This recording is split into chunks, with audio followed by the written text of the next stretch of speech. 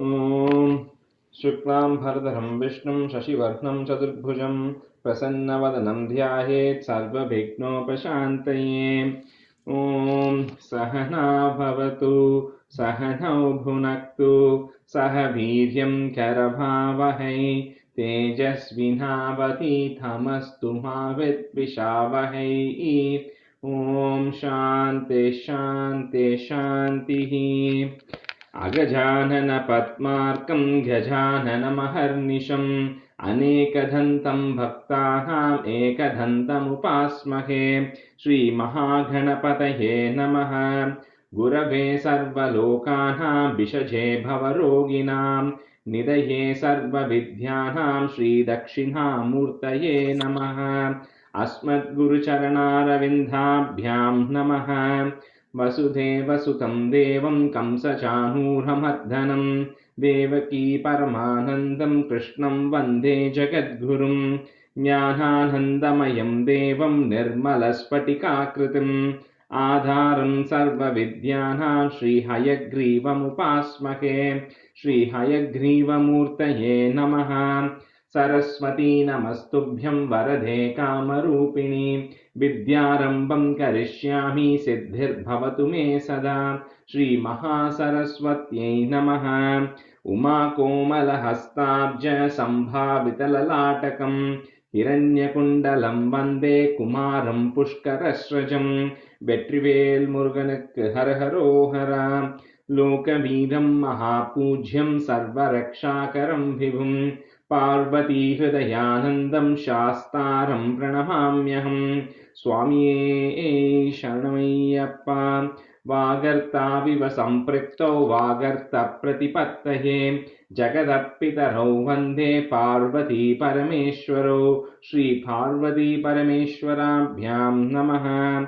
कोमलं कूजयन् वेणुं श्यामलोऽयं कुमारकः वेदवेद्यं परब्रह्म तस्मै श्रीगुरवे नमः।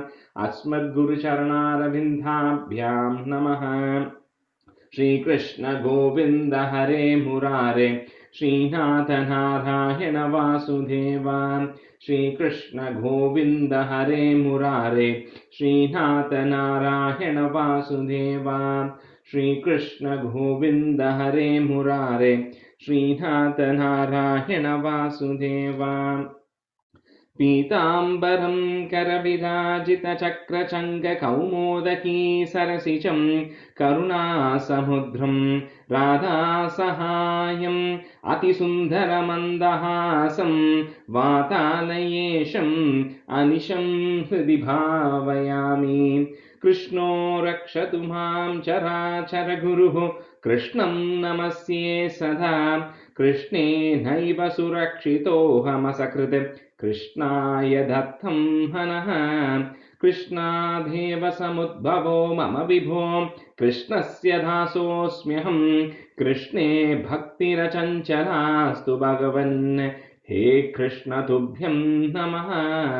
श्रीगुरुवायूरप्पा शरणं नम्राणां सन्निधत्ते सततमपि पुरस्तैरणभ्यर्थितानपि अर्थान् कामानजस्रं विदरति परमानन्दसान्द्रां गतिं च।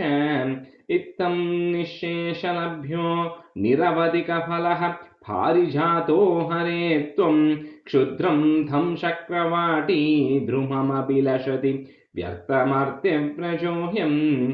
श्रीगुरुवायूरप्पा शरणं श्रीभट्टपादम् अनिशं हृदि भावयामि।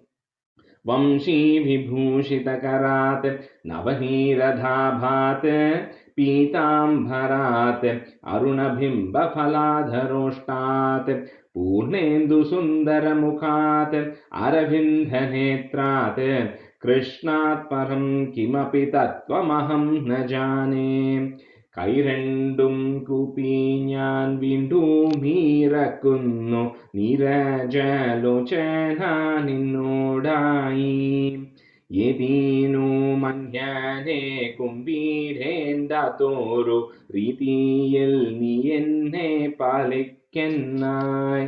കൃഷ്ണ ഹരേ ജയ കൃഷ്ണ ഹരേ Jaya Krishna Hare Jaya Krishna Hare. Okay, everyone, welcome to the class. Just seeing who's missing, other than Danya. Okay, Jayashree. Okay, Jayashree is also on. Okay. So Nikki, like I said, let's do a quick recap of 14, right? Um, so Jayashree, Neengalum, and then Ramesh, if you both can do Dasakam 14, and then we'll have Sangeeta Prasad and sorry, Vijay Raman and Srividya Ramesh can be the students for today's class. Okay. So Jayashree, நீங்க first போறீங்களா? Yeah.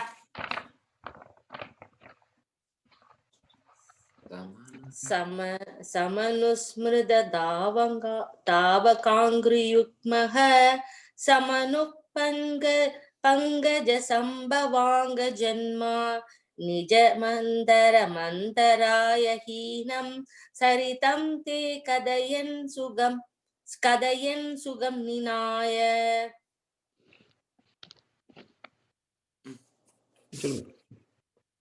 ரெண்டு தடவையா?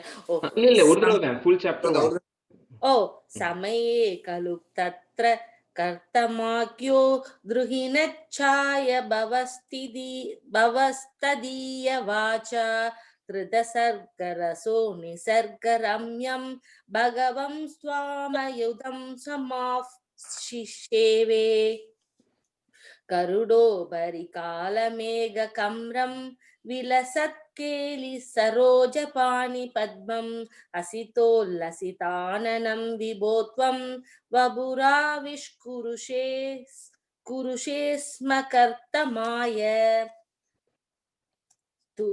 स्तुवते पुलकावृताय तस्मै मनुपुत्रीं दयिदां न वापि पुत्रीः कबिलं च सुदं स्वमेव पश्चात् स्वगतिं चाप्नुयागृह्य निर्गतो भूः. அது பாருங்க, the last line ஸ்வகதிம் சாப்யனுகிருஹ்ய அனுகிருஹ்ய கடைசியில இது கிளியரா சொல்லுங்க, அது மட்டும் லாஸ்ட் லைன். ஓகே, स्वगतिं चाप्य अनुगृह्य निर्गतो भूः. You can't say chapya anugrihya. So because அது வந்து 3 letters cha api anugrihya, மூணு வேர்ட் இருக்கு. So நீங்க வந்து chap yanugrihya. Okay, swakadim chap anugrihya nirkado bhuhu.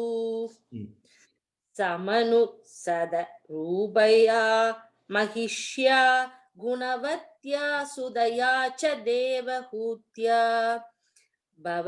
भवदीरिद नारदो उपदिष्टः समगात् कर्तममागधी प्रदीक्षम् मनुनो बहृदां च देवहूतिं तरुणीरत्नमवाप्य कर्तमोऽसौ भवदर्शन निवृतोऽपि तस्यां दृढशुश्रूषणया ददौ प्रसादम्. दृढशुश्रूषणया. शुनयालया. ओके, दृढशुश्रूषणया ददौ प्रसादम्. सपुनस्त्वदुपासनप्रभावात् दयिता कामकृते विमाने वनिता कुलसङ्कुलो नवात्मा व्यहरत् देवपदेषु देवहूत्या सदवर्षमद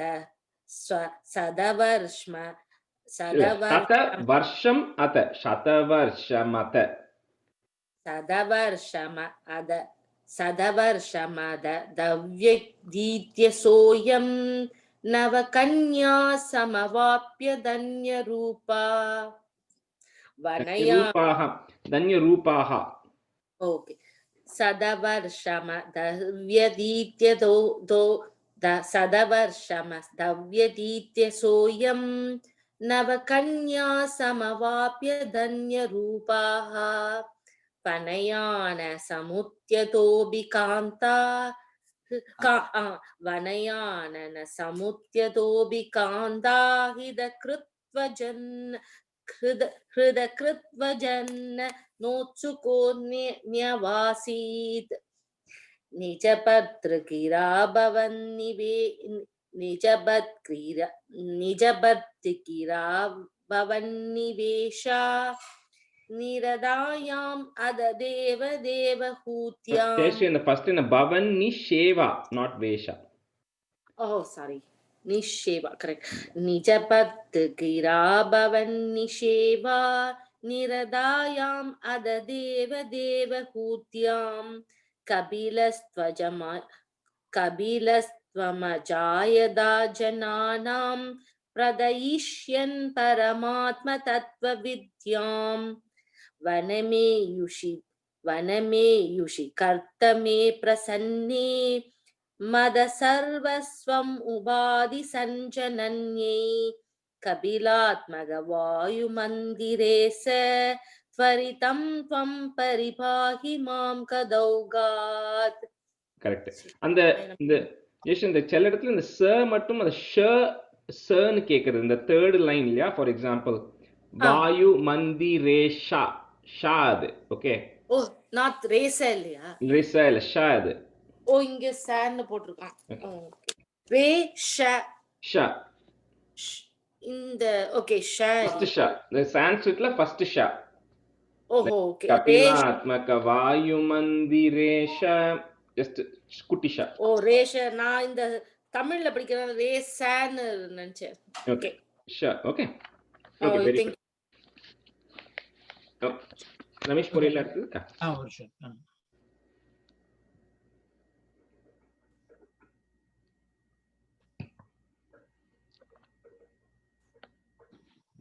समनुस्मृततावपाङ्घ्रिक्रमः समनुस्पङ्कजसम्भवाङ्गजन्म निजमन्तरमन्तरायहीनं सरितं ते कथयन् सुखं निनाय समये खलु तत्र कर्दमाख्यो द्रुहिणश्छायपवस्थधीयवाचा घृतसर्करसो निसर्करं यं भगवंस्त्वामयुतं समाशिषेवे गरुडोपरि कालमेककम्रं विलसत्केलिसरोजपाणिपद्मं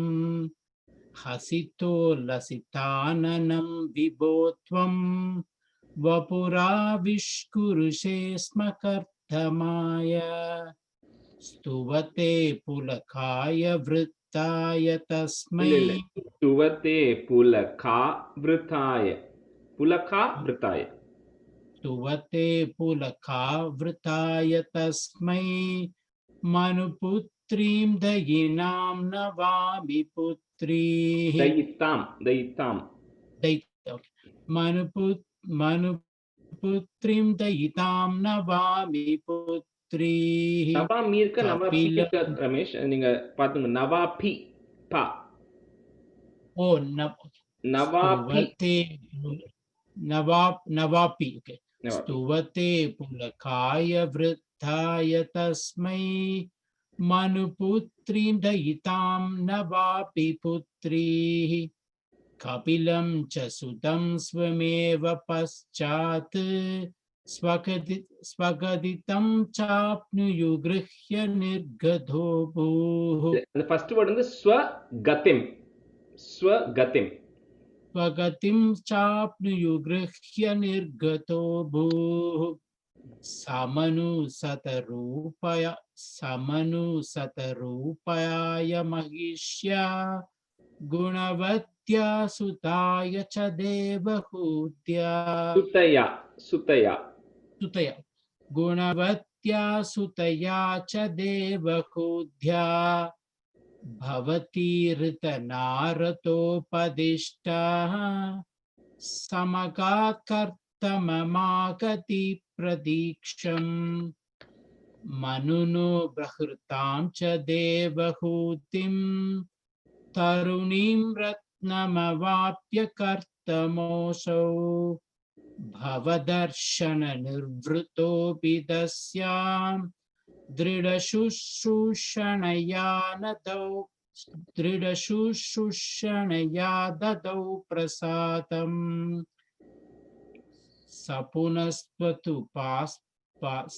सपुनस्वतुपासनाप्रभावात् दयिता कामकृते कृते विमाने वनिता कुलसङ्कुलो नवात्मा व्यहरद्देव पदेषु देवहूद्या शतवर्षमदव्यप्त्यधीयसो शतवर्षम् अथ शतवर्षमतव्यप्त्यधीयसोऽयं करेक्ट இல்ல शतवर्षमत व्यतीत्य सोऽयं शतवर्षमतव्यप्त्यधीयसोऽयं தப்பா சொல்லு व्यतीत्य व्यतीत्य तदवर्षमतव्यप्त्यधीयसोऽयं नवकन्या समवाप्य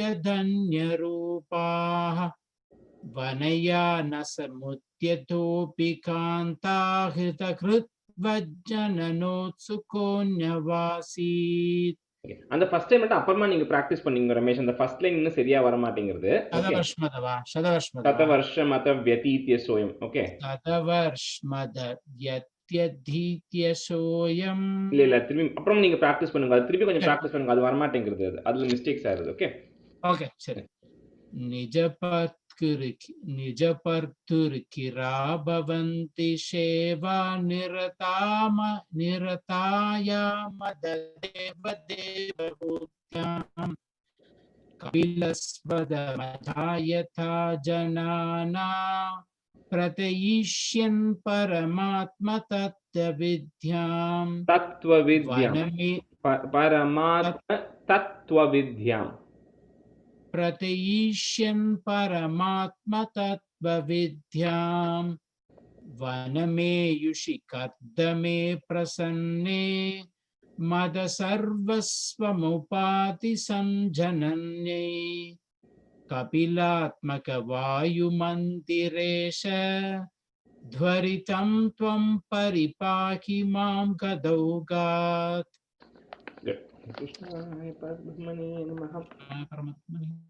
Okay, so we'll start 15. So இன்னைக்கு so ஸ்ரீவித்யா நீங்க ஃபர்ஸ்ட் போங்க, அதுக்கு அப்புறம் Vijay you can go second. Okay, so meaning already அனுப்பிச்சிட்டேன் அதுல. So அதனால what I'll do is I'll say the first paragraph, then we'll break it into two lines and repeat today. Okay, so இதோட tune வந்து kind of goes to the tune of the first chapter and the a little bit longer lines, right? मतिरिह गुणसक्ता बन्धकृत्तेष्वसक्ता तु अमृतकृदुपरुन्धे भक्तियोगस्तु सक्तिं महदनुगमलभ्या भक्तिरेवात्र साध्या कपिलतनुहृदे त्वं देवहूत्यै न्यगादीः. So எல்லாமே last line will be कपिलतनुहृदे त्वं देवहूत्यै न्यगादि for 8 paragraphs, so that just repeats.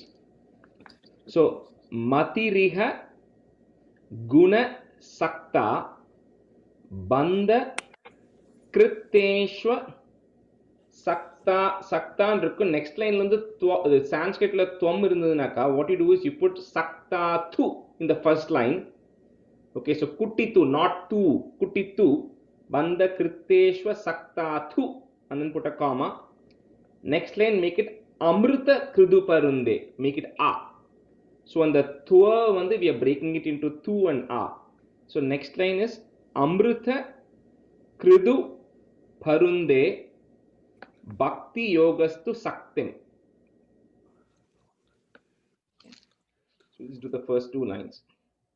Matiriha guna sakta bhandha kritteshva sakta tu amrita kridu parunde bhakti yogastu saktim. Shivitya mute இருக்கே. मतिरिह गुणसत्ता बन्धकृत्तेष्वसक्ता तु अमृतकृदुपुरन्दे Parunde. Kudu parunde. परुन्दे भक्तियोगस्तु सक्तिं मतिरिह गुणसत्ता बन्धकृत्तेष्वसक्ता तु अमृतकृदुपरुन्दे भक्तियोगस्तु सक्तिम्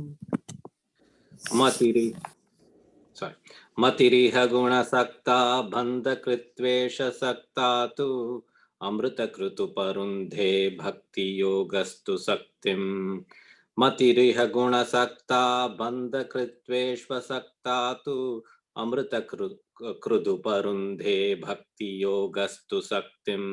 Vijay, the first line like kritveshva, like kritheshva, krit, Okay.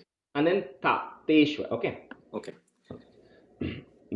Mahadhanu ghamalabhya, bhaktire vatra sadhya, comma, kapila tanuriti tvam devahutye nyagadihi. Kapila Thanuriti Tvam Devahutye Nyagadihi. Mahadhanugamalabhya Bhaktire Vatra Sadhya Kapila Thanuriti Tvam Devahutye Nyagadihi. महदनुगमलभ्या भक्तिरेवात्र साध्या कपिलतनुरितित्वं देवहूत्यै न्यगादिः महदनुगमलभ्या भक्तिरेवात्र साध्या कपिलतनुरितित्वं देवहूत्यै न्यगादिः महदनुगमलभ्या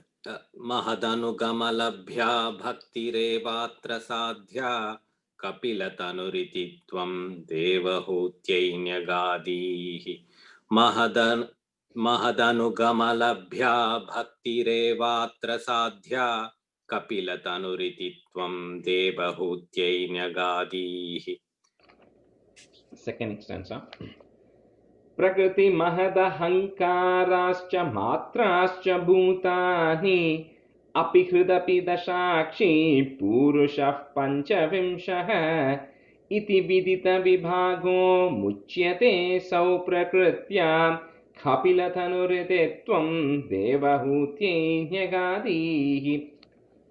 So in the first word we break it, but you say it together, but you break. Prakriti Mahat ahankaram. So Prakriti mahadahankarascha. So அந்த அகங்காரம் இந்த word ஞாபகம் வச்சுக்கோங்க. மகத் அகங்காரம், மகத் அகங்காராஸ்ச மாத்ராஸ்ச மாத்ராஸ்ச பூதா. and then next line ல ஞபி அப்படி இருந்ததுனாக்கா make it பூதானி in the first line. குட்டி நீ, not long நீ. So பூதானி and then put a comma at the end of the first line. Next line la and then nya இருக்கிறத வந்து make it a. So api hridapi dashakshi. So api hridapi dashakshi purusha. And we can put a f in between those two words because there's a visarga there. So purusha pancha vimshaha. Okay, so the only correction is make it bhutani in the first line, api in the second line. Prakriti mahadahankarascha matrascha bhutani api hridapi dashakshi purushah panchavimshah.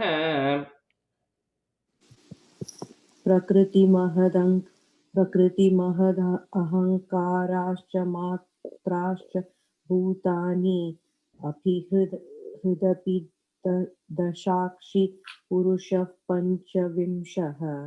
प्रकृति महद. I'm just thinking the mahad, it's mahat kutita, okay, plus ahankara. Okay, so if you want to explicitly break it, it will be prakriti mahat ahankarascha. You say mahat and ahankaram, or if you're saying it together, you say it as prakriti mahadahankarascha. You don't have to put a a there. Yeah, if you want to say it correct, that's right. प्रकृतिमहदहङ्काराश्च मात्राश्च भूतानि अपि हृदपि दशाक्षी पुरुषः पञ्चविंशः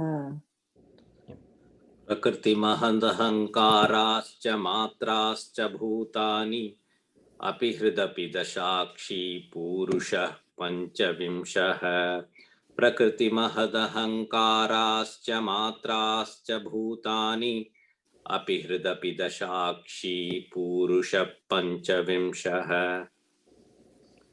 इति विदित विभागो मुच्यते सौ प्रकृत्या comma कपिल तनुरितित्वं देवहूत्यै न्यगादीः इति विदित विभागो मुच्यते सौ प्रकृत्या कपिल तनुरितित्वं देवहूत्यै न्यगादीः. I have a question, Rajesh, on that third line at the end. Prakrutyaha. There is. Adu remove pannidungo. You can remove it because even last time the same thing happened. So there's no prakrutyaha. Naanga rendu moonu book la check pannittom. So if anybody has a visarga at the end of the third line as prakrutyaha, just remove that visarga off. Recording la irukadu. I noted it from your recording yesterday. Abdiya? Okay. I might have recorded it before I corrected in the previous chapter, but I'll go and fix the recording. Okay. Thanks, Sabita, for calling this out. Because I did not refer anything else. I was going through your recording yesterday to mark it down. Okay. Now I'll fix my recording. So it should be just prakrutya only. Okay. Iti viditha vibhago muchyate sau prakrutya कपिलतनुरितित्वं देवहूत्यै न्यगादीः इति विदित विभागो मुच्यते सौ प्रकृत्या कपिलतनुरितित्वं देवहूत्यै न्यगादीः इति विदित विभागो मुच्यते सौ प्रकृत्या कपिलतनुरितित्वं देवहूत्यै न्यगादीः इति विदित विभागो मुच्यते सौ प्रकृत्या कपिलतनुरितित्वं देवहूत्यै न्यगादीः. Stanza 3.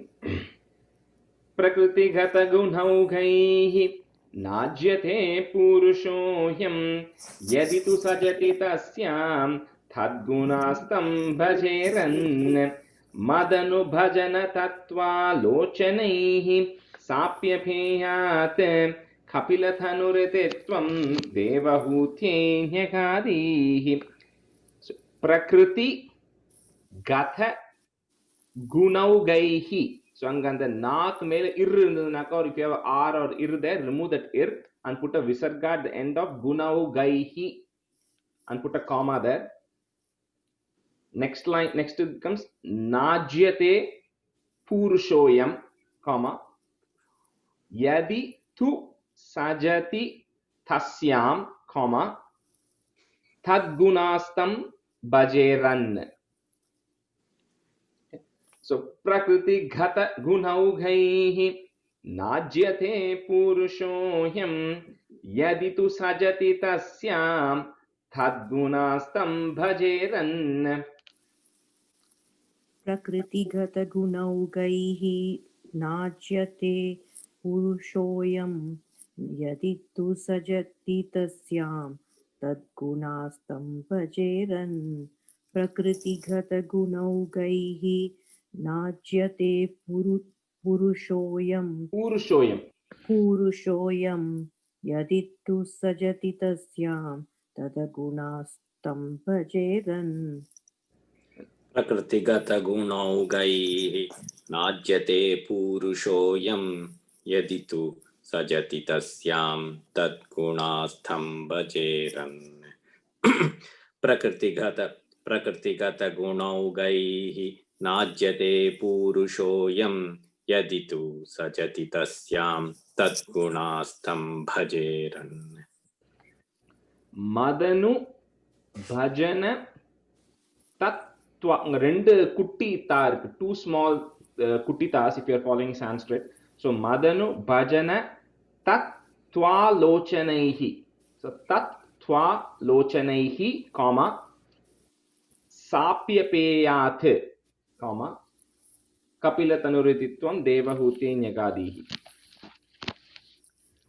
मदनुभजन तत्त्वालोचनैः साप्यपेयात् कपिलतनुरितित्वं देवहूत्यैन्यगादीः मदनुभजन तत्त्वालोचनैः साप्यपेयात् कपिलतनुरिति त्वं देवहूत्यैन्यगादीः मदनुभजन तत्त्वालोचनैः साप्यपेयात् कपिलतनुरिति त्वं देवहूत्यैन्यगादीः मदनुभजन तत्त्वालोचनैः साप्यपेयात्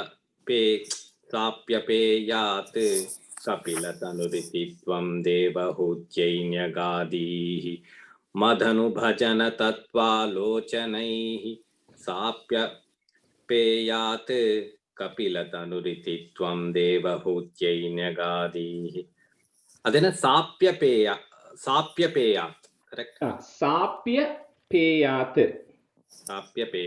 okay thank you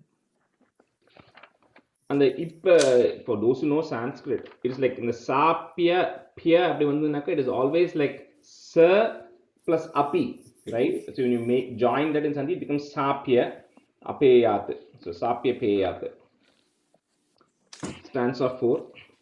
Bimalamatirupaataihi asanadhyirmadangam गरुडसमधिरूढं दिव्यभूषायुधाङ्कं रुचितुलिततमालं शीलयेतानुवेलं कपिलतनुरिते त्वं देवहूत्यैन्यगादीः. So Vimalamati Rupataihi, anga ra irundadunaka or r in English irundadunaka ra, you break it into two, you put a visarga there. So Mati Rupataihi, put a visarga, put a comma, then next it becomes a. So asanadhyir madangam, comma. So Vimala Mati Rupataihi, comma, asanadhyir madangam, comma, Garuda Samadhi Rudam Divya Bhusha Yudangam. Divya Bhusha Yudangam.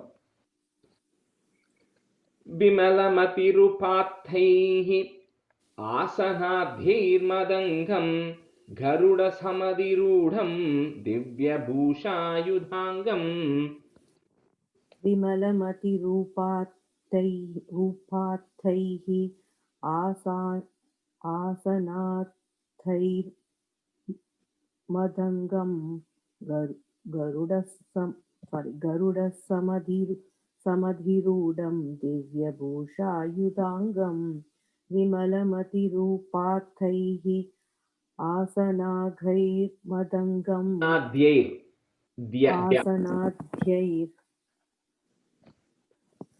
विमलमतिरूपार्थैः आसनाध्यैर्मदङ्गं गरुडसमधिरूढं दिव्यभूषायुधाङ्गम्.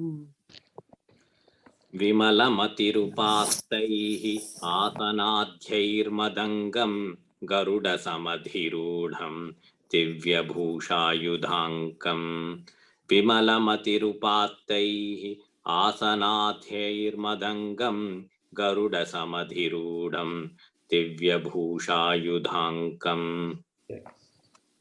Rajesh ஒரு சின்னது எனக்கு விமலபதி ரூபாத்தை அந்த ராவுடைய சவுண்டே வராதா?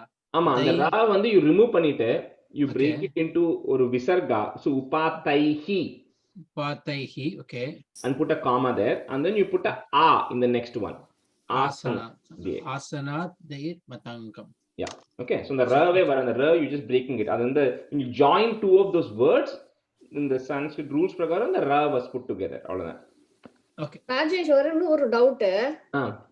So whenever in the previous chapters when we had a visarga in the middle, we removed that and we put it either as a ra or a if or a is. Yeah. So adu enna it depends on if you're stopping there or not stopping there, right? So if in the previous stanza la third line la we said Madanu bhajana tattva lochanaihi. We stop there, right? So we're stopping there because that is saying by by worshipping into me and my nature, and then we are pausing there. If you're pausing there, you have to say the visarga.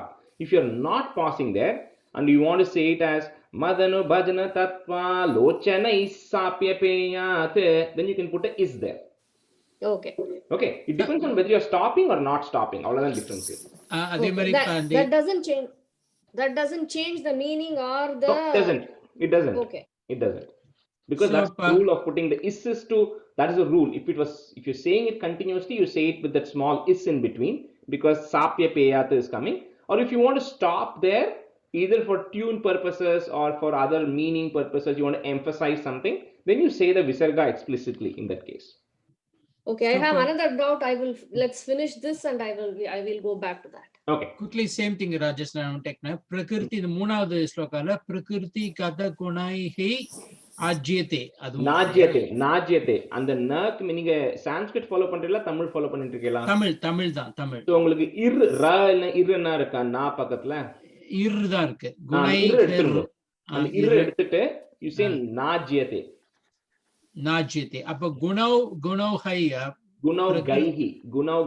கைஹி. Correct. அங்க விசர்க்கம் இருக்கு. Yeah, and the irra எடுத்துட்டு you're putting the visargam instead, because you're stopping there, that's all. Okay, thank you. Rajesh, fourth line la, is it madam sham or madangam? In the first is fourth stanza, the first line, Vimalamati Rupatai gam. Okay. First ga in Sanskrit. Okay, so fourth stanza, third line, ruchi tulita thamalam. So when I'm saying in the mari break pandradhukku, it is only for those who want to actually break it. If you want to you're not able to say the full word, I'm telling you where to break it. So it will be ruchi tulita thamalam sheela etanu velam, comma kapila tanuriditvam devahutye negadi. So ruchi tulita thamalam sheela etanu velam kapila tanuriditvam devahutye negadi. Ruchitulita tamalam sheelayetanuvelam. Sangeeta, can you go on mute, please? Sorry. Sangeeta. Ruchitulita tamalam sheelayetanuvelam kapilatanurititvam devahutyai nyagadihi. Ruchitulita tamalam sheelayetanuvelam kapilatanurititvam devahutyai nyagadihi. रुचितुलित तमालं शीलयेतानुवेलं कपिलतनुरितित्वं देवहूत्यै न्यगादीः. रुचितुलित तमालं शीलयेतानुवेलं कपिलतनुरितित्वं देवहूत्यै न्यगादीः. Stanza 5. Mama gunagana leela karnanaihi kirtanadhyaihi maisura saridhoga prakyachithanuvrittihi bhavati parama bhaktihi sahi mrityor vijetri kapilathanurititvam devahutye nyagadihi. So mama guna gana leela karnanaihi, you can put a comma there, karnanaihi kirtanadhyaihi. So in the next line la mai ki mele ir or ra irundunaka, you can remove that off, ir or ra from virtual language, remove that and put as a visarga at the end of the first line, kirtanadhyaihi, comma. So next line la don't say that ir or ra, and it becomes mai. So mai sura saridhoga prakya chittanu sura saridhoga prakya chittanu vrittihi. So, mama gunagana leela karnanaihi kirtanadhyaihi maisura saridhoga prakya chittanu vrittihi. Mama gunagana leela karnanaihi बहुलहिंसासञ्चितार्थैः मयि सुरसरिदोघप्रत्यचित्तानुवृत्तिः मम गुणगणलीलाकर्णनैः कीर्तनादैः मयि सुरसरिदोघप्रत्यचित्तानुवृत्तिः मम गुणगणलीलाकर्णनैः कीर्तनाद्यैः मयि सुरसरिधोगप्रख्यचित्तानुवृत्तिः मम गुणगणलीलाकर्णनैः कीर्तनाद्यैः मयि सुरसरिधोगप्रख्यचित्तानुवृत्तिः Bhavati Parama Bhaktihi, put a comma there. Sahi Mrityor Vijetri, comma. Kapilatanurithitvam Devahutye Nyagadihi. So, Bhavati Parama Bhaktihi Sahi Mrityor Vijetri Kapilatanurithitvam Devahutye Nyagadihi. भवति परमभक्तिः सा हि मृत्योर्विजेत्री कपिलतनुरितित्वं देवहूत्यै न्यगादीः भवति परमभक्तिः सा हि मृत्योर्विजेत्री कपिलतनुरितित्वं देवहूत्यै न्यगादीः भवति परमभक्तिः सा हि मृत्योर्विजेत्री कपिलतनुरितित्वं देवहूत्यै न्यगादीः भवति परमभक्तिः सा हि मृत्योर्विजेत्री कपिलतनुरितित्वं देवहूत्यै न्यगादीः. Stanza 6.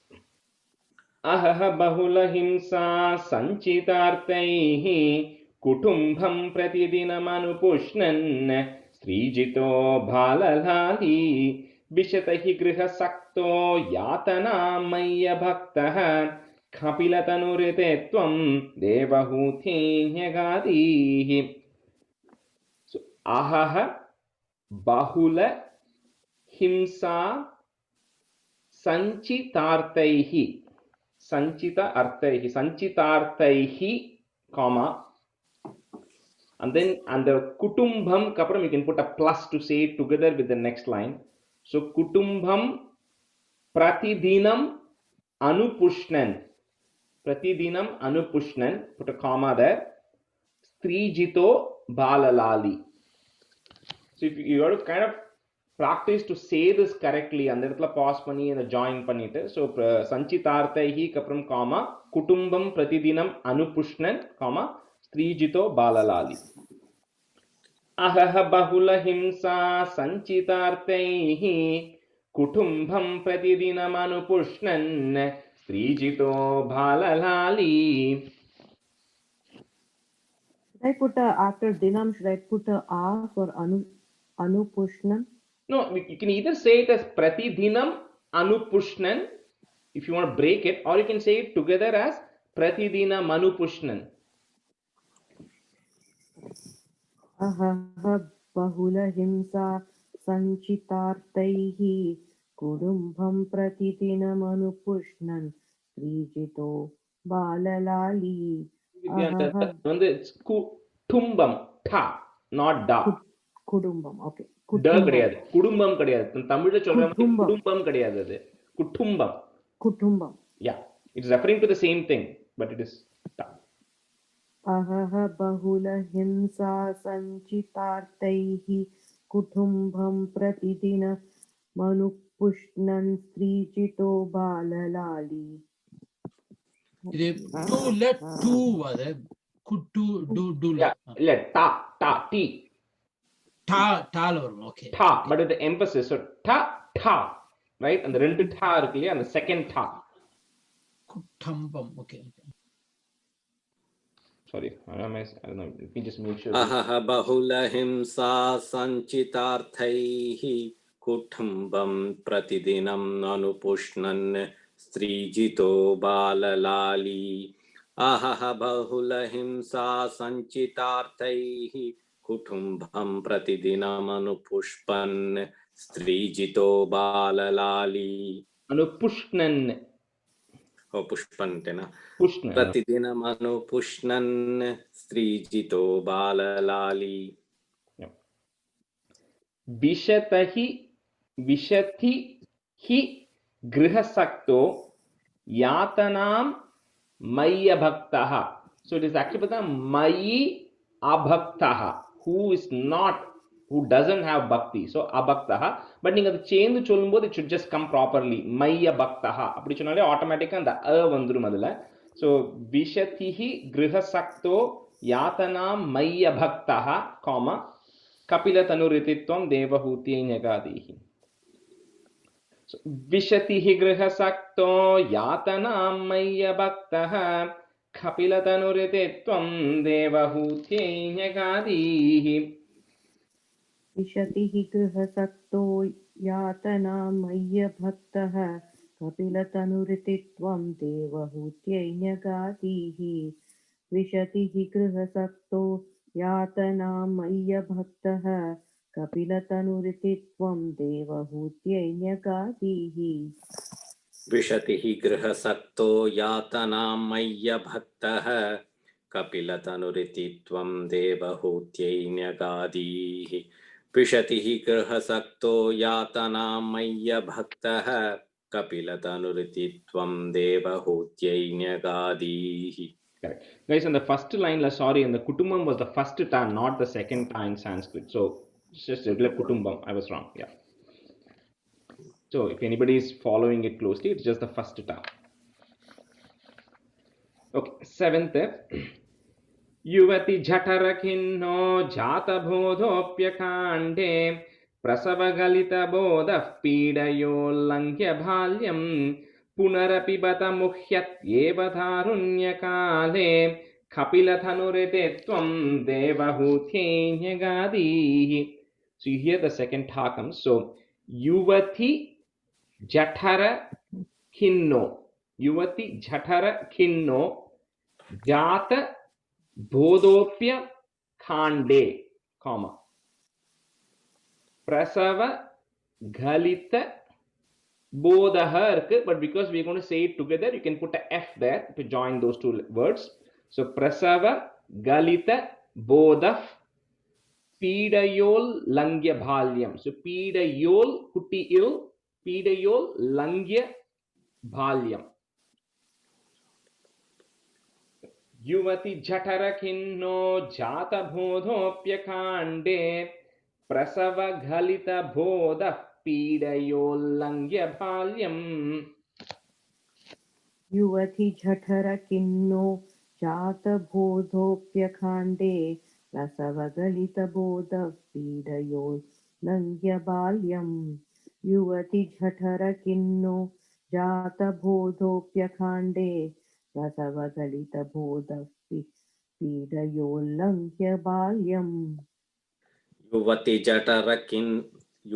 जठरकिन्नो जातबोधोऽप्यकाण्डे प्रसवगलितबोधः पीडयोल्लङ्घ्य बाल्यम्. युवति जठरखिन्नो जातबोधोऽप्यकाण्डे प्रसवगलितबोधः पीडयोल्लङ्घ्य बाल्यम्. Punarapi Bata Muhyat. So it's not a full ha, it's a half ha, right? So it's Muhyat Eva. Muhyat Eva Tarunya Kale, comma Kapilatanuritittvam Devahutye Gnagadihi. Punarapi Bata Muhyat Eva Tarunya Kale Kapilatanuritittvam Devahutye Gnagadihi. पुनरपि मुह्यतेव तारुण्यकाले कपिलतनुरितित्वं देवहूत्यै न्यगादीः.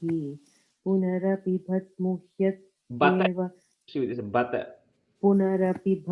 मुह्यतेव तारुण्यकाले कपिलतनुरितित्वं देवहूत्यै न्यगादीः.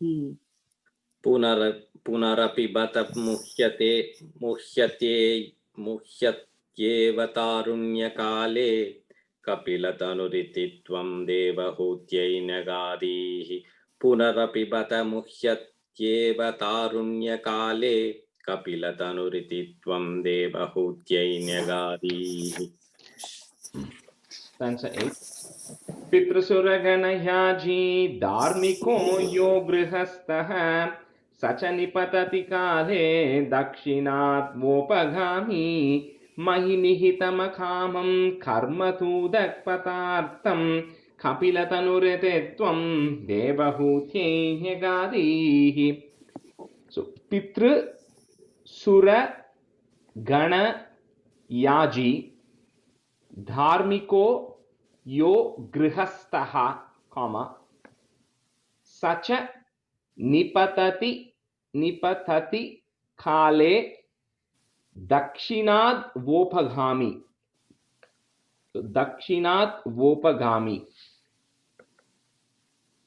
पितृसुरगणयाजी धार्मिको यो गृहस्थः सच निपतति काले दक्षिणाद वोपगामी. पितृसुरगणयाजी धार्मिको यो गृहस्थः स च निपतति काले दक्षिणात्वोपगामी. पितृसुरगणयाजी धार्मिको यो गृहस्थः स च निपतति काले दक्षिणात्वोपगामी. See, on the first line la pitrusuraganyaji, you kind of have to stretch it. நீங்க ஃபாஸ்டா சொல்றதுனால ஜி குட்டி ஜி கேக்குறது இல்ல. Okay. पितृसुरगणयाजी याजी धार्मिको यो गृहस्थः स च निपतति काले दक्षिणात्वोपगामी. Yeah. पितृसुरगणयाजी धार्मिको यो गृहस्थः स च निपतति काले दक्षिणाद्वोपगामी. पितृसुरगणयाजी धार्मिको यो गृहस्थः स च निपति काले दक्षिणाद्वोपगामी. நிபத்ததி காலே. அந்த செகண்ட் டைம் வேற என்ன கேட்டது விஜய்? स च निपतति, okay, स च निपतति काले दक्षिणाद्वोपगामी. Right. Mayi nihitam akamam. If you want to break it, you break it as nihitam akamam. If you want to break it, or you can say it as nihitam akamam together. Mayi nihitam akamam karma tudak patartham, comma tudak patartham kapilatanurititvam devahutye nyagadihi. Mayi nihitam akamam karma tudak patartham कपिलतनुरितित्वं देवहूत्यै न्यगादीः. मयि निहितमकामं कर्म पदार्थं कपिलतनुरितित्वं देवहूत्यै न्यगादीः. मयि निहितमकामं कर्म पदार्थं कपिलतनुरितित्वं देवहूत्यै न्यगादीः. मयि निहितमकामं कर्म तूदक्पथार्थं कपिलतनुरितित्वं देवहूत्यै न्यगादीः. मयि निहितमकामं कर्म तूदक्पथार्थं कपिलतनुरितित्वं देवहूत्यै न्यगादीः. Stanza 9. इति सुविदितवेद्यां देवहे देवहूतिं कृतनुतिमनुगृह्य त्वं गतो योगिसङ्गैः विमलमतिरथासौ भक्तियोगेन मुक्ता त्वमपि जनहितार्थं वर्तसे प्रागुदीच्याम्. So, इति सुविदितवेद्यां देवहे देवहूतिं कुटितिं देवहूतिं कॉमा कृतनुतिं अनुगृह्य त्वं गतो योगी संगैः. You can say it as कृतनुतिं अनुगृह्य or you can कृतनुतिं अनुगृह्य, whichever you are comfortable with. त्वं गतो योगी संगैः. इति सुविदितवेद्यां देवहे देवहूतिं कृतनुतिमनुगृह्य त्वं गतो योगिसङ्गैः.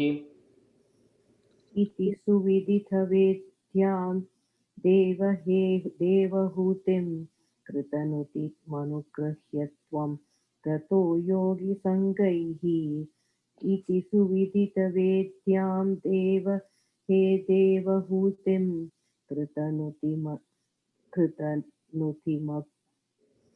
कृतनुतिमनुगृह्य त्वं गतो योगिसङ्गैः इति सुविदितवेद्यां देवहूतिं कृतनुतिमनुगृह्य त्वं गतो योगिसङ्गैः इति सुविदितवेद्यां देवहूतिं कृतनुतिम् अनुगृह्यं त्वं गतो योगिसङ्गैः Anugrihyam, second time get to the which is Anugrihya. अनुगृह्य Yeah. कृतनुतिम् अनुगृह्य त्वं गतो योगिसङ्गैः Vimala Matirathasau, it's Matir Athasau, Vimala Matirathasau Bhakti Yogena Mukta, comma Tvam api Jana Hitartham Vartase Pragudicyam, northeast, Pragudicyam. So, Vimala Matirathasau Bhakti Yogena Mukta Tvamapi Janahitartham Vartase Pragudicyam. विमलमतिरथासौ भक्तियोगेन मुक्ता त्वमपि जनहितार्थं वर्तसे प्रागुदीच्याम् विमलमतिरथासौ भक्तियोगेन मुक्ता त्वमपि जनहितार्थं वर्तसे प्रागुदीच्याम् विमलमतिरथासौ भक्तियोगेन मुक्ता त्वमपि जनहितार्थं वर्तसे प्रागुदीच्याम् विमलमतिरथासौ भक्तियोगेन मुक्ता त्वमपि जनहितार्थं वर्तसे प्रागुदीच्याम्. Stanza 10. Paramakimu bahuktya Twatpadam bhoja bhaktim Sakala bhaya vinetrim Sarvakamopanetrim Bhadasi khalu dridham tvam Tadviduya mayanme Guru pavana puresham Tvayyupadastva bhaktim. So generally at the end of every dasakam, right, the last stanza, Bhattacharya pretty much says, he kind of summarizes on the chapter to some extent, right, and then says, oh Lord of Guruvayur, please eradicate all the diseases and the problems I have, right. So on the Chala chapters, it's really special, right? Like this one is a very important thing where he says, Parama Kimu Bahutya, oh Parama, oh Lord, Kimu Bahutya, why should I even say anything more? There's nothing much left to be said, right? Amongst all in the Kapilopadesham and the Sankhya Yoga, in the way it is defined, people learn about right now, came in the recent hundreds or maybe 1,000 years, right? But the original, this one which Kapilopakhyanam said, happened several thousands and thousands of years back. So that was, although it was based on the duality principle, it still believed in Bhakti Yoga, right? It was still based on devotion. Bhakti Yoga was the main essence of in the Kapilopakhyanam. So here, Bhattacharya says, Parama Kimu Bahutya, O Lord, why should I say anything more?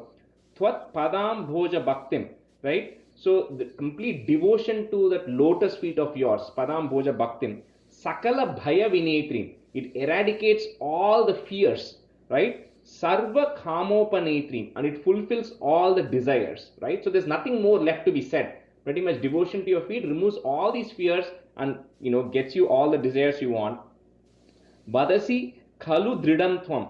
So I'm kind of saying, and this is you, Tvam, you have said this in a dridam, in a very firm manner, right? That you yourself, O Lord, have said this in a very firm manner. So Tadviduya Mayanme. So please eradicate all my diseases. Guru Pavana Puresha, one who resides in Guruvayur. Tvayyu Padasto Bhaktim. So not just eradicate all the diseases I have, but also give me Tvayu padastva bhaktim. So bhakti, devotion to your feet all the time. Right? So in the oru stanza kudi, you can just keep like, even if you don't read the regularly ongoing in the whole chapter chollatalum, this one stanza itself is a pretty good summary of in the chapter, right? So it's another important stanza among several others. So parama kimu bahukhya, comma, hu, long hu, bahukhya, tvat bhoja bhaktim. So tvat bhoja bhaktim, comma, sakala bhaya vinetrim, comma, sarva kamopanetrim.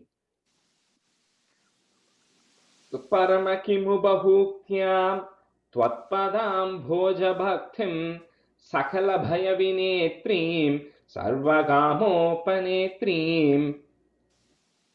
परम किमु बहुक्त्या त्वपदाम्भोजभक्तिं त्वत्पदाम्भोजभक्तिं सकलभयविनेत्रीं सर्वकामोपनेत्रीं परम किमु बहुक्त्या त्वत्पदाम्भोजभक्तिं सकलभयविनेत्रीं सर्वकामोपनेत्रीम् परम किमु बहुक्त्या त्वत्पदाम्भोज भक्तिं सकल भय विनेत्रीं सर्वकामोपनेत्रीं परम किमु बहुक्त्या त्वत्पदाम्भोज भक्तिं सकल भय विनेत्रीं सर्वकामोपनेत्रीं वदसि खलु दृढं त्वं, comma, tad vidhuya mayanme, comma, guru bhavana puresha tvayu padastva bhaktim.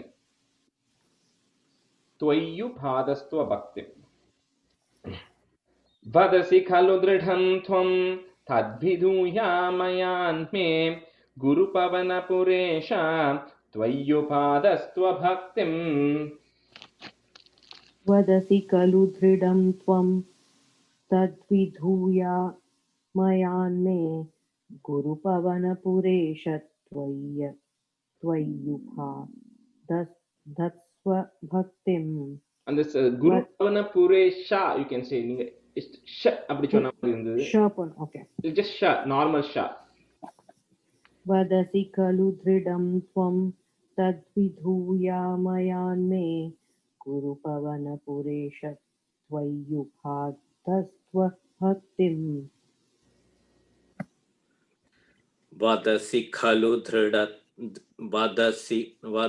खलु दृढं त्वं तद्विधूया मयान्मे गुरुपवनपुरेश त्वय्युपादस्त्व भक्तिं. वदसि खलु दृढं त्वय्युपादस्त्व भक्तिं. त्वय्युपादस्त्व भक्तिं. Correct, right. Anga swa is irukanga. पादस्व भक्तिं. Okay. वदसि खलु दृढं त्वं तद्विधूया मयान्मे गुरुपवनपुरेश त्वय्युपादस्व भक्तिं. वदसि खलु दृढं त्वं तद्विधूया मयान्मे गुरुपवनपुरेश त्वय्युपादस्व भक्तिं. Very good. Awesome. So let me just chant this in the chapter, the second completely, and then let's maybe cover a few stanzas of 17. Okay, Dhruva Charitram will get it started today. Matiriha gunasakta bhanda kritteshvasakta tu amruta kritu parunde bhakti yogastu saktim mahadanugamalabhya bhakti revatra sadhya kapilatanurete tvam devahutye nyagadi prakriti mahadahankarascha matrascha bhutani अपि हृदपि दशाक्षी पूरुषः पञ्चविंशः इति विदितविभागो मुच्यते सौ प्रकृत्या कपिलतनुरिते त्वं देवहूत्यैन्यगादीः प्रकृतिगतगुणौघैः नाज्यते पुरुषोऽयं यदि तु सजति तस्यां तद्गुणास्तं भजेरन् मदनुभजन तत्त्वालोचनैः साप्यपेयात् कपिलतनुरिते त्वं देवहूत्यैन्यगादीः विमलमतिरुपात्तैः आसनाद्यैर्मदङ्गं गरुडसमधिरूढं दिव्यभूषायुधाङ्कं रुचितुलिततमालं शीलयेतानुवेलं कपिलतनुरिते त्वं देवहूत्यैन्यगादीः मम गुणगणलीला कर्णनैः कीर्तनाद्यैः मयि सुरसरिधोगप्रख्यचित्तानुवृत्तिः भवति परमभक्तिः साहि मृत्योर्विजेत्री कपिलतनुरिते त्वं देवहूत्यैन्यगादीः अहः बहुलहिंसा सञ्चितार्थैः कुटुम्बं प्रतिदिनमनुपुष्णन् स्त्रीजितो बाललाली विशतिः गृहसक्तो यातनां मय्यभक्तः कपिलतनुरिते त्वं देवहूत्यैन्यगादीः युवति जठरखिन्नो जातबोधोऽप्यकाण्डे प्रसवगलितबोधः पीडयोल्लङ्घ्य बाल्यं पुनरपि बत मुह्यत्येव तारुण्यकाले कपिलतनुरिते त्वं देवहूत्यैन्यगादीः पितृसुरगणयाजी धार्मिको यो गृहस्थः स च निपतति काले दक्षिणाद्वोपगामी महिनिहितमकामं कर्मतूदक्पतार्थं कपिलतनुरिते त्वं देवहूत्यैन्यगादीः इति सुविदितवेद्यां देवहे देवहूतिं कृतनुतिमनुगृह्य त्वं गतो योगिसङ्गैः विमलमतिरथासौ भक्तियोगेन मुक्ता त्वमपि जनहितार्थं वर्तसे प्रागुदीच्यां परम किमु बहुक्त्या त्वत्पदां भोजभक्तिं सकलभयविनेत्रीं सर्वकामोपनेत्रीं वदसि खलु दृढं त्वं तद्विधूयामयान्मे गुरुपवनपुरेश त्वय्युपादत् स्वभक्तिम् श्री कृष्णाय परब्रह्मणे नमः. Okay, so since we have like few more minutes, 15 more minutes, let's start with Dashakam 17. Hope you all have the printouts for those who don't have the book.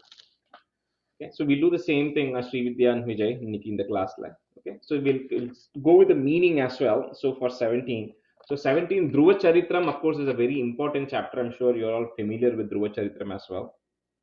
So we'll go one stanza at a time with meaning. Okay.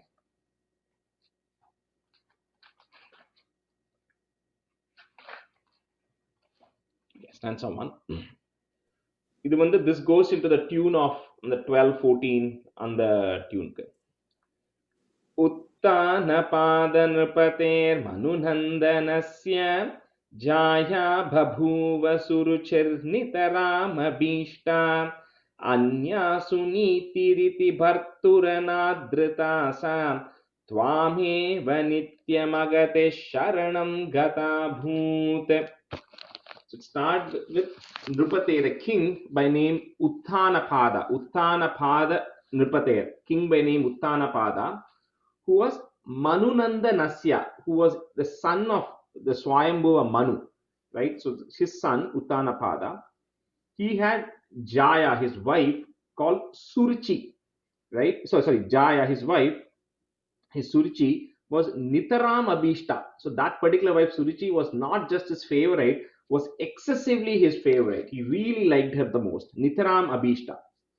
Then Suniti Riti Anya, the other wife, whose name was Suniti, was Bhartura Anadruta. So she was completely ignored by her husband. So the king Uttanapada ignored her wife Suniti, while Surichi was his extreme favorite.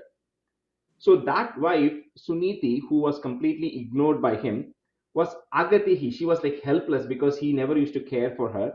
So what did she do? Twameva Sharanam. She took refuge on you alone, Guru Ayappa, or Twameva Sharanam. Nityam, every day. So every day she only had refuge on the Lord. So that's how this first paragraph is. So Uttana Pada Nripather Manu Nandanasya, comma, Uttanapada Nripather Manunandanasya, comma, Jaya Bhabhuva Suruchir Nitaram Abhishta. Okay. Suruchir Nitaram Abhishta.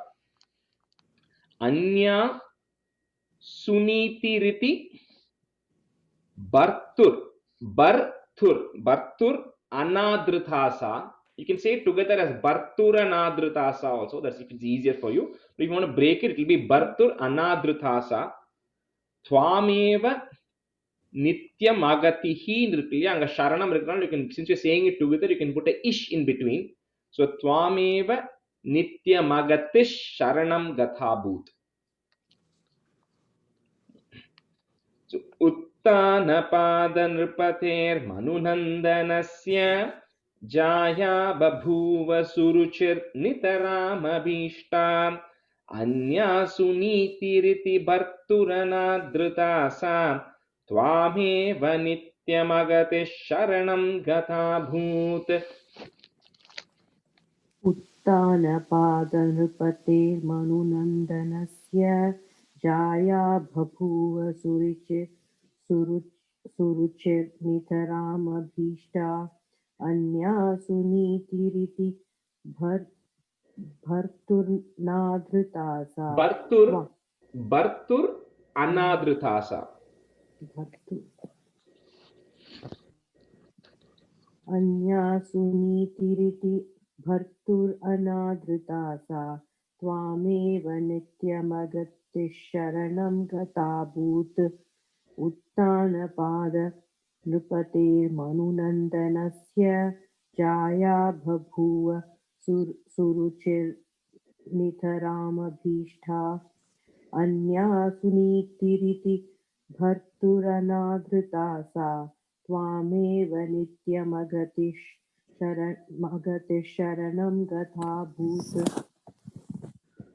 Uttanapada Nripater Manunandanasya Jaya Bhabhuva Suruchir Nitaramabhishta Anya Sunitiritir Bharturanadrita Bhartur Anadritasa. And the starting if you kind of put like a little bit Anya Sunitiriti, you'll be able to land it. Anya Sunitiritir Bharturanadritasa Twameva Nityamagati Sharanam Gatabhut. Uttanapada Nripater Manunandanasya Jaya Bhabhuva Suruchir Nitaramabhishta Anya Sunitiritir Bharturanadritasa Twameva Nityamagati Sharanam Gatabhut. Stanza 2.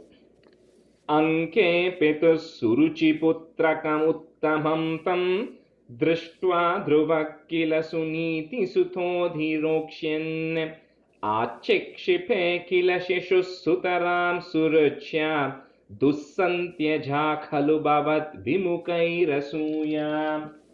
So the first paragraph we saw Uttanapada's two wives, right? Suruchi and Suniti.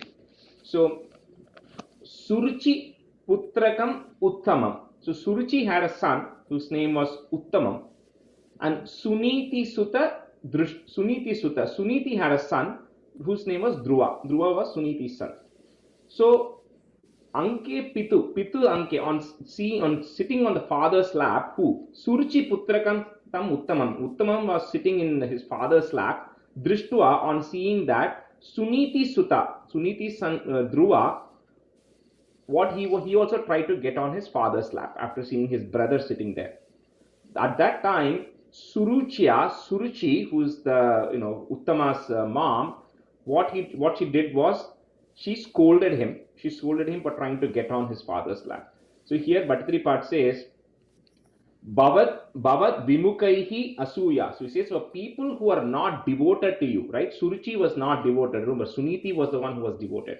So for people like Suruchi who are not devoted to you, jealousy is something which is very common that exists in those people. That's what Bhattaripat says. So what happens here is this Suniti's son Dhruva was about to sit on the lap and Uttama was already sitting. So Suruchi scolds him, and that's what happens in this stanza.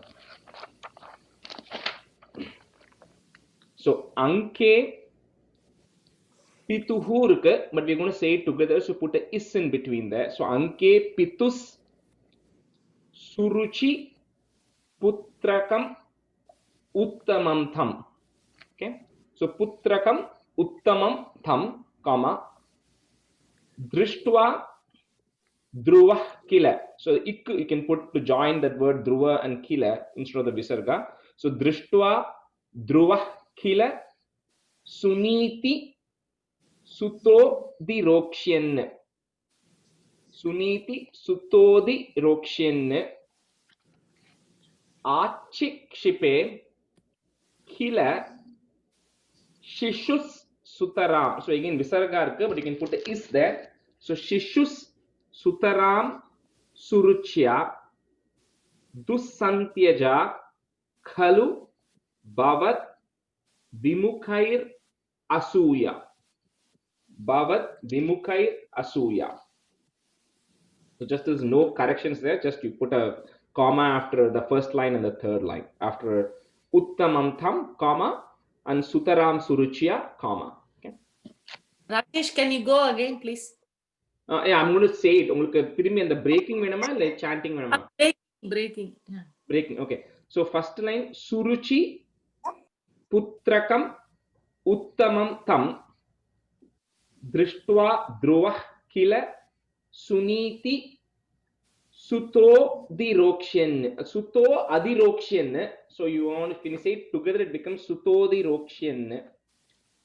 Achikshipe Kila Shishus Sutaram Suruchya Dusantyaja Khalu Bhavat Vimukhair Asuya. So here they have in Tamil Asi Shibe, Asik Shibe. Achi cha. Achi. Akshik Shibe va? Akshik. Achi Kshipe. So first one the Achi CH cha. Achi Kshipe. That is the KSH. Ksha. Okay. Akshi Shipe. Rajesh, அங்க ஷிப்பேவா இல்ல ஷிப்பேரா இரு இருக்காங்க. இல்லையே. There's no ra, right? No ra. Right? No. Achi Kshipe. Okay.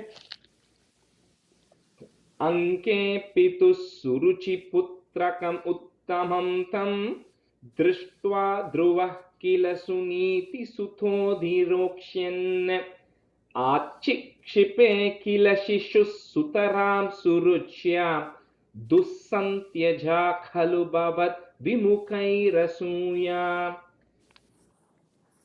Anke Pithus Suruchi Putrakam Uttamam Tam Drishtva Dhruvah Kila Suniti Suto Dhirokshyan Achikshipe Kila Shishus Sutaram Suruchya Dusantyaja Kalu Bhavat Vimukhairasuya. Anke Pithus Suruchi Putrakam Uttamam Tam Drishtva Dhruvah Kila Suniti Suto Dhirokshyan Achikshipe Kila Shishus Sutaram Suruchya दुस्सन्त्यजा खलु भवद् विमुखैरसूया अंखे पितुः सुरुचिपुत्रकम् उत्तमं तं दृष्ट्वा ध्रुवः किल सुनीतिः सुतोदिरोक्ष्यन् आचिक्षिपेऽखिल शिशुः सुतरां सुरुच्या दुस्सन्त्यजा खलु भवद्विमुखैरसूया अंखे पितुः सुरुचिपुत्रकम् उत्तमं तं दृष्ट्वा ध्रुवः किल सुनीतिः सुतोदिरोक्ष्यन् आचिक्षिपेऽखिल शिशुः सुतरां सुरुच्या दुस्सन्त्यजा खलु भवद्विमुखैरसूया. Right. We'll just do one more stanza and we can stop. Tvanmohite pitari pashyati dharavashye दूरं दुरुक्ति निहतः सगतो निजाम्बां सापि स्वकर्मगति संतरणाय पुंसां त्वत्पादमेव शरणं शिशवे शशंस. So now because she's scolding Dhruva, right? So durukti nihataka. So now Dhruva now is now very much hurt by the words that Suruchi said. And here Bhattatripat says when she was saying this, right, the Pitari Dharavashye, so the Pitari, the father, Uttanapada, did not say anything, right? And the word they have used here kind of says is he's like so devoted to his first wife that he won't say anything against her. So his father does not say anything, right? Twan mohite, because he was covered, he was deluded in your maya. So because of your maya, he was so attached to his wife that he did not say anything, and he was just pashyati. He was just looking at what was happening. He didn't say anything. So what does Dhruva do? Is gataha nijambam. He goes to his mother and then he complains about it. And then his mother, Suniti, then what she tells is Tvatpadam eva sharanam, right? So she tells her child that Swakarma gati santaranaya. So for the actions that one has done, right, whatever karma is you're going to now beget for the actions that one has done, the only way to get over Swakarma gati santaranaya, to get over those actions, is Tvatpadam eva sharanam. The complete dedication or devotion to your feet only is the only refuge. So like that, Suniti says, Suniti tells to Dhruva that there's no other choice. You have to kind of undergo the result of all the actions you have done, and that's why all this is happening. And devotion to your feet is the only choice. That's what she advises him here. So Twan mohite pitari pashyati dharavashye, comma duram durukti nihatas. You can put a is there instead of the visarga because it's going to say with the next word, letter sa. So duram durukti nihatas sa gatho nijambam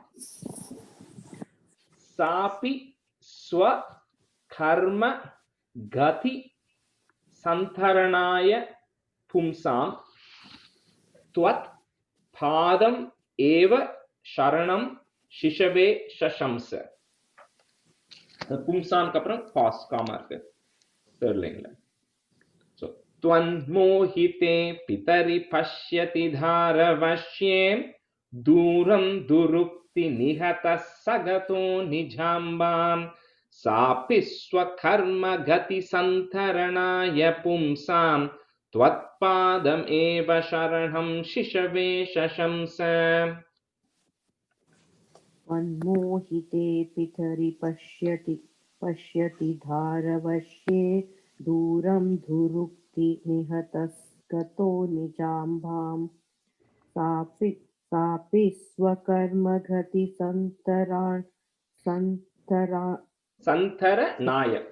santaranaya pumsam tvatpadameva sharanam shishave shashamsa. Tvanmohite pitari pashyati dharavashye duram dhurukti nihataskato nijambham Srividya, the duram nihatas nihatas sagato nijam. Okay. त्वन्मोहिते पितरि पश्यति धारवश्ये दूरं धुरुक्तिनिहतः सगतो निजाम्भां सापि स्वकर्मगतिसन्तरणाय पुंसां त्वत्पादमेव शरणं शिशवे शशंस. Rajesh sorry ஒரு disturb பண்ண. இந்த second லைன்ல வந்து தூரம் துரித்த நிகதஷஹ சஹ கதோ நிஜாமா நிகதஹ இல்ல அந்த ஹ எடுத்துருங்கோ. அந்த ஹ வேண்டாங்க. ஹக்கு பதிலா இஸ் போட்டுக்குங்க நடுவுல. நிகத ச கதோ நிஜாம்பா. ச கதோ நிஜாம்பம். அப்புறம் ரெண்டாவது தேர்ட் லைன்ல வந்து சாபி சர்வ சர்வல ஸ்வ சரி சாபி ஸ்வ கர்மக வர்ணமா கர்ம கதி. Karma is one word, gati is one word. Swa karma gati santaranaya pumsa. Santaranaya. Okay, sorry. Thank you. त्वन्मोहिते पितरि पश्यति दारवश्ये दूरं दुरुक्तिनिहतः सगतो निजाम्भां सापि स्वकर्मगति सन्तरणाय पुंसां त्वत्पादमेव शरणं शिशवे शशंस. त्वन्मोहिते पितरि पश्यति दारवश्ये दूरं दुरुक्तिनिहतः सगतो निजाम्भां सापि स्वकर्मगति सन्तरणाय पुंसां त्वत्पादमेव शरणं शिशवे शशंस. So we'll stop here and we'll see what Dhruva does in the next class. Okay. So we'll end here. So we'll in the Sandrananda solittu we'll end the class. Okay. Sandranandavabodhatmakamανupamitam kaladeshavadebhyam निर्मुक्तं नित्यमुक्तं निगमशतसहस्रेण निर्भास्यमानम् अस्पष्टं दृष्टमात्रे पुनरुरुपुरुषार्थात्मकं ब्रह्मतत्त्वं तत्तावद्भाति साक्षात् गुरुपवनपुरे हन्त भाग्यं जनानाम्. कायेन वाचा मनसेन्द्रियैर्वा बुद्ध्यात्मना वा प्रकृते स्वभावात् करोमि यत् सकलं परस्मै नारायणायेति समर्पयामि. So Rajesh, in the 15 17 நீங்க அனுப்புறீங்களா? 15 ஓட அனுப்புறேன். 17 வந்து நம்ம நெக்ஸ்ட் கிளாஸ் முடிச்சதுக்கு அப்புறம் நான் ஃபுல்லா அனுப்புறேன். முடிச்ச அப்புறம் அனுப்புறேன். ஓகே சரி. That's fine. Okay. 15 I will send the recording. Okay. Thank you, Rajesh. Have a good day. Okay, Rajesh. Okay, thank you everybody.